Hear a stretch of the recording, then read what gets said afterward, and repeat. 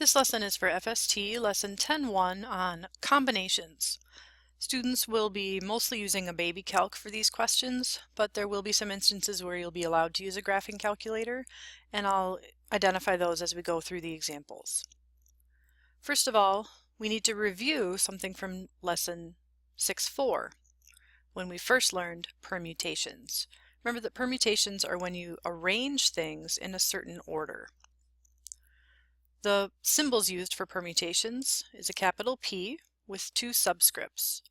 The subscript before the P is the letter N, which is the number of objects that you're arranging. The number after the P, the subscript R, is how many ways you're arranging them.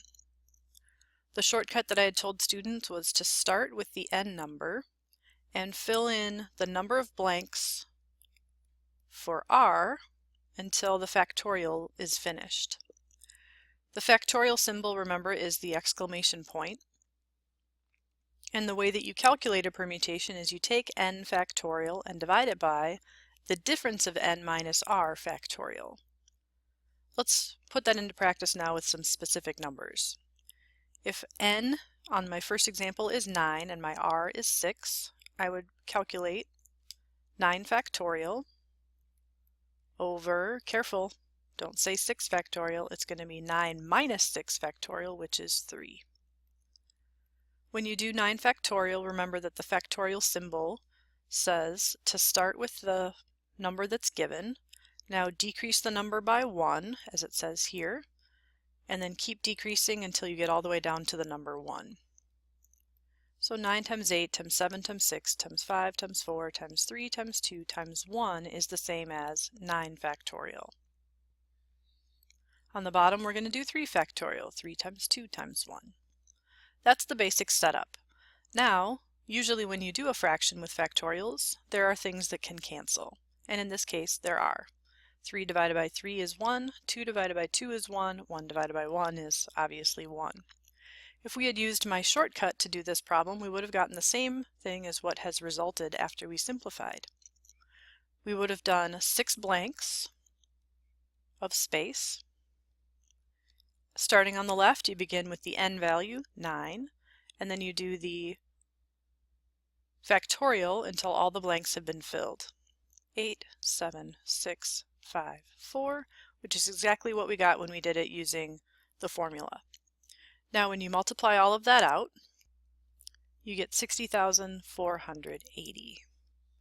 And students would be using a baby calculator at that point. On the next question, let's go ahead and do the shortcut. We need 2 blanks, starting with the number 8. 8 times 7 is simply going to be 56. More of a word problem next, again for practicing permutations, putting things in order. When you arrange things, you put them in a particular order, and when you change the order, that counts as a separate element or a separate step. So I've named the 3 people that we're going to arrange Alice, Bob, and Charlie, or ABC. So if I put Alice, Bob, and Charlie in a group in this order, with Alice being first and Charlie being third, now if I put Alice first but I switch Bob and Charlie around, that is considered a different arrangement. So that would count as 2 separate. Now I want to go ahead and just keep listing all the other possibilities. So I've got Alice first with Bob and Charlie in the other 2 spots. So now let's put Bob first with Alice and Charlie, Bob first with Charlie and Alice. So then we would just simply do Charlie first with Alice and Bob, Bob and Alice. So there ends up being 6 total ways that we can arrange those 3 people. Mathematically, if we did this as a permutation, it's 3 people arranged in 3 ways. If we use the formula for that, it would be 3 factorial over 3 minus 3 factorial, which ends up being 0 factorial. A reminder to students that back in chapter 6 we talked about how 0 factorial cannot be 0, because if it were 0 we'd end up with a 0 on the bottom of this fraction, and you can't divide by 0. So 0 factorial has to be the number 1. 3 factorial is 3 times 2 times 1, which ends up also being 6, which is what we got when we did the list. We will revisit this question again after we've looked at what a combination is. So a combination is when you simply collect the objects and you don't put them in a specific order. You just collect them into a group. The symbols that we use are very similar to what we use for permutations. We just simply use a C instead of a P. The N is still the number of objects, the R is still how many different ways we are grouping them. When you say this set of symbols, you end up saying N choose R. The book may use this type of symbol, the N over the R inside the parentheses, to indicate that they want you to do a combination. Notice that there is no C letter here. Whenever you see N over R with parentheses, that automatically means permutation. Excuse me, combination. Keep in mind that a combination is a permutation problem that's been modified. If we simply calculate a permutation using the same N and R, all we would need to do, because order doesn't matter in this case, is divide the permutation by all the repeats, which ends up being R factorial. So when we do the formula for combination, it looks like the formula for permutation with an extra piece. On the bottom of the fraction, you're going to have R factorial as well. On your Inspire calculator, you'll simply hit Menu, Probability, and then Combination. What you'll see there is NCR and then a set of parentheses. Inside the parentheses, students should write the value of N. So you'll substitute that in as a number, separate it with a comma, and then do the R value, and then close the parentheses. When the calculator knows what the N and the R value is, it goes ahead and it calculates according to this formula, and it does it for you.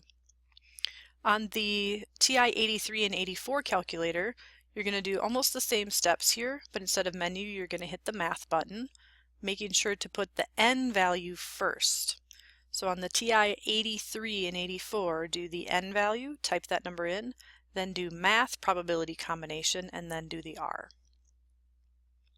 To help students remember which type of problem is which, remember that a permutation question is like the horse race questions that we did.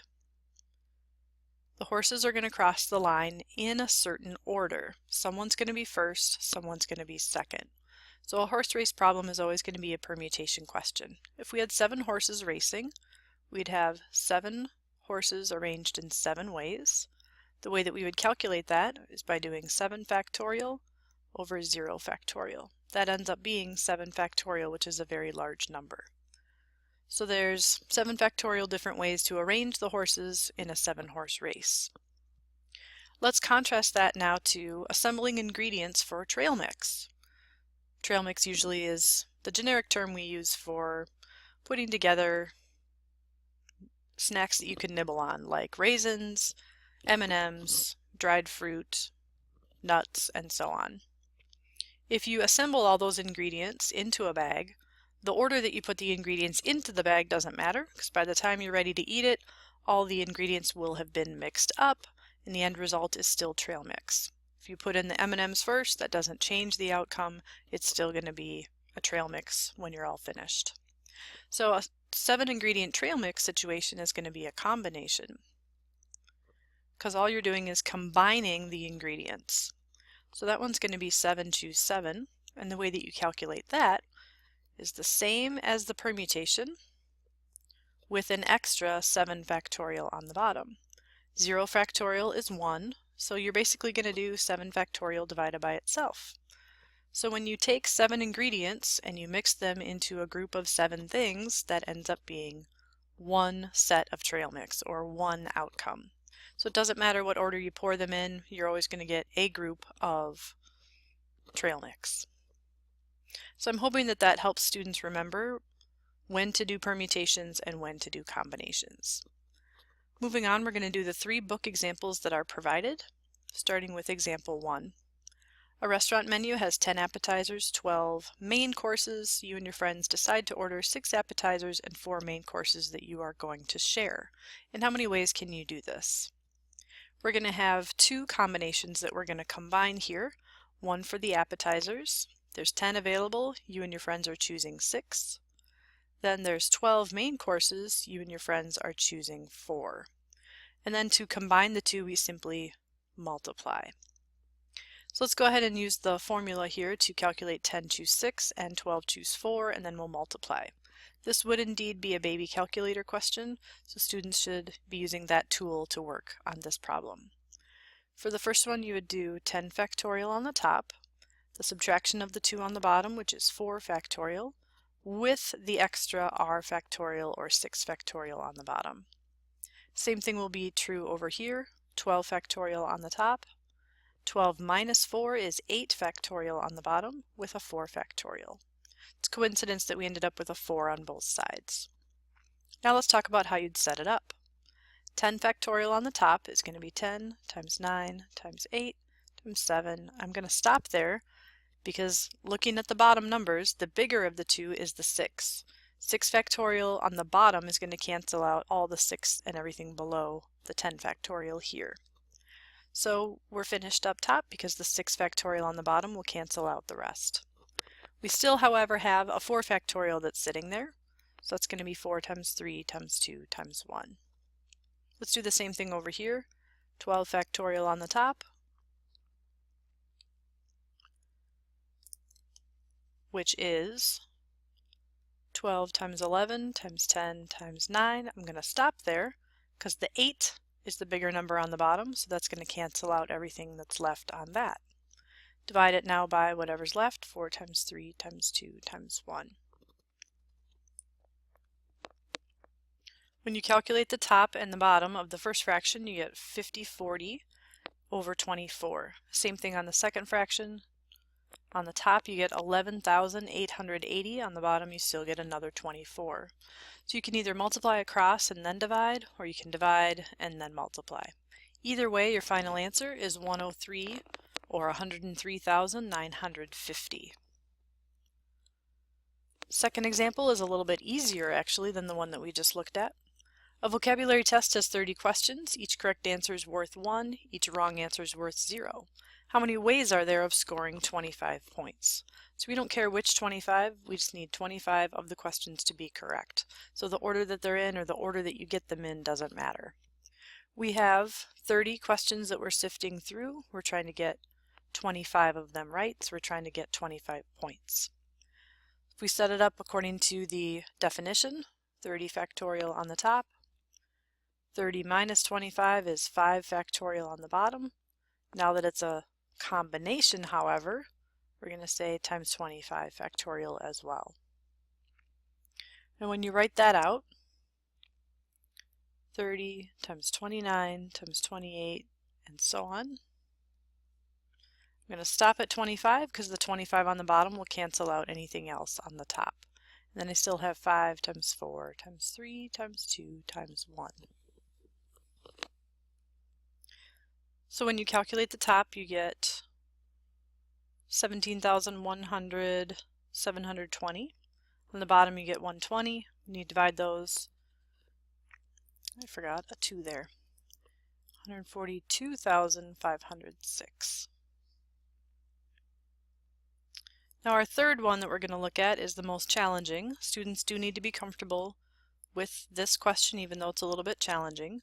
There's part of it that we're going to write that we don't really need but I think will be helpful to you moving forward. A school requires all sports participants to submit to random drug screening. During one round of the tests, 25 students are randomly selected from among 250 total that are participating. What is the probability, that lends itself to be a key that it's a higher level question, that the quarterback of the football team and the goalies of both boys and girls soccer teams are 3 of the students selected? Quick reminder that when you do probability, capital P for probability, and then the event that they want you to calculate will be inside parentheses. The formula for this, not because you need it, but more because I want you to recognize it when you see it, is the number of ways the event can occur divided by the number of elements in the sample space. So remember that the n value given is simply representing a number. So when students set this up, I'd recommend that you do the denominator first. That is, what are all the total items in the sample space? It's usually one of the easier pieces to figure out. It's 30, choose 25. There's 30 available. They're going to grab 25 students randomly to participate. On the top, we're going to figure out what our event is. Our event is the 3 people that they chose, the football team and the 2 goalies. So that's 3 people, and let's put them in a group of 3.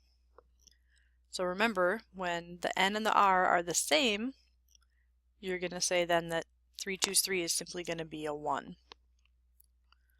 But I like having that there visually because of my next step. My next step is to do another combination that I'm going to multiply by, and I need the N values on the top to combine to make the bottom N value.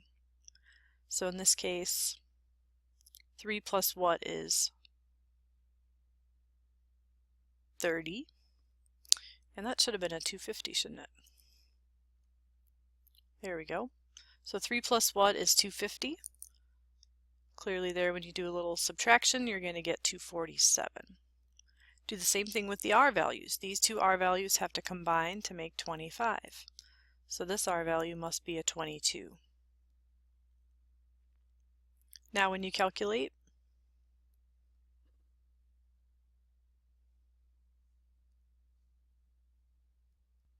you're really only calculating, because 3 choose 3 ends up being 1, we're really only calculating 247 choose 22 on top, and we're dividing it by 250 choose 25.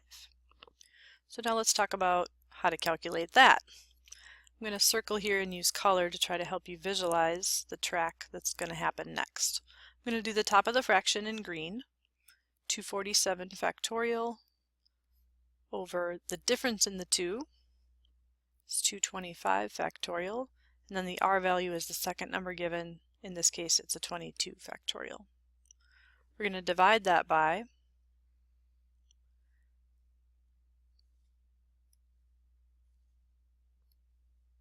the other combination, 250 choose 25. So 250 goes on the top, subtract the 2, you get 225 again.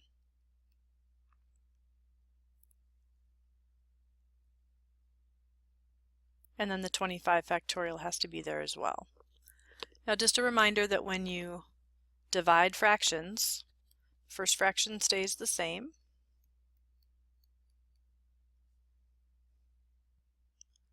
but the second fraction is going to get flipped over, because instead of dividing fractions, we multiply by the reciprocal. And we do the reciprocal of the bottom fraction. So that bottom fraction gets flipped over, and on the top we get our 225 factorial and the 25 factorial. Now this is where you want to start looking for things on the top and the bottom that can cancel.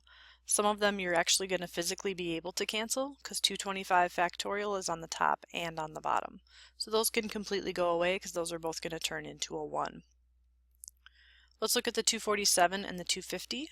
The 250 is on the bottom, even though it's the bigger number. We're going to start with that on the bottom. 250, 249, 248, and so on.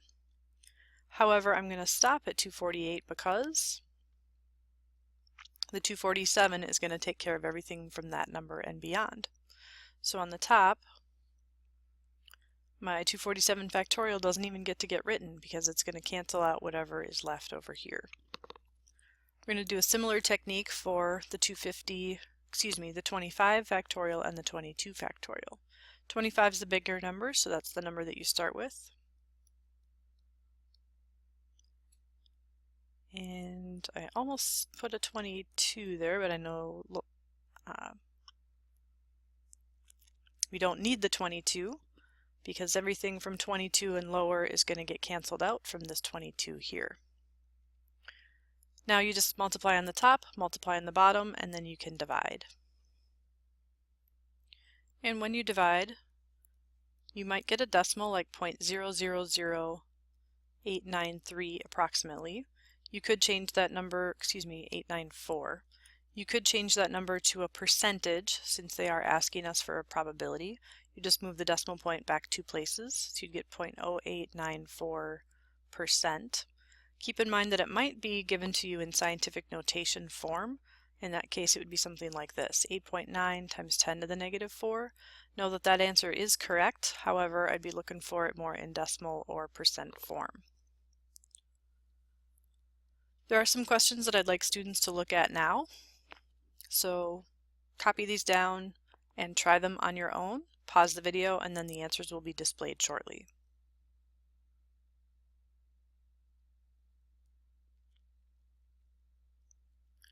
The first question is actually number 6A in the homework. How many different combinations of the letters in the word UNESCO, taken 5 at a time, are possible? That is a combination question because it uses the word combination, and we're just taking them 5 in a row. It doesn't necessarily have to be in a certain or particular order. So that's 6 letters arranged in 5 ways. So that's 6 choose 5. So that ends up being 6 different ways that those are combined. Number 7 is actually the second question, number 7 in the homework. Remember that when you see two numbers enclosed in parentheses in this fashion, that is indicating a combination problem like this, giving you the n as the top number and the r as the bottom number. So when you calculate there, you simply get 20,475. The last question I did modify. The original question 9A in the homework says, how many ways can you flip 10 coins and get exactly heads? To figure that out, you would do 10 choose 3, and when you do that, you get the number 120. So there'd be 120 different ways of getting exactly 3 heads, regardless of which order they're in. I changed this problem though for you into a probability question instead. What is the probability that if you flip 10 coins, you get exactly 3 heads? You still do the combination on the top, but then you're going to divide by the number of items in the sample space. Remember that the sample space is 10 flipped coins. Each coin has an outcome of heads or tails, which is 2 possible outcomes. And so since there's 10 of those, we multiply those together. So we would really be doing 2 times 2 times 2 times 2 until we have 10 of them all together. So you do a combination on the top and you do a multiplication counting principle on the bottom to do the sample space. 2 to the 10th power ends up being 1024, so by the time you're all done, you're going to do 120 on the top divided by 1024 on the bottom. That ends up being about 11% chance. I want to wrap up with one more way we can illustrate combination versus permutation. When we go back to the Alice, Bob, and Charlie question, remember that we originally did it as a permutation question. We were arranging the 3 people into different orders. If you now change this question to a combination problem, in how many different ways can you put 3 people in a group? You'd simply want to take your 3 people and put them in a group of 3. So we would put Alice, Bob, and Charlie in a group, and if we put them in a group in a different order, that would be a duplicate. So that's why we only need one way to arrange 3 people into a group of 3. Again, the reason for that is 3 factorial over 0 factorial, the same as the permutation, with an extra r factorial on the bottom. 3 factorial divided by itself ends up being 1. So there's only one way to group 3 people into a group of 3.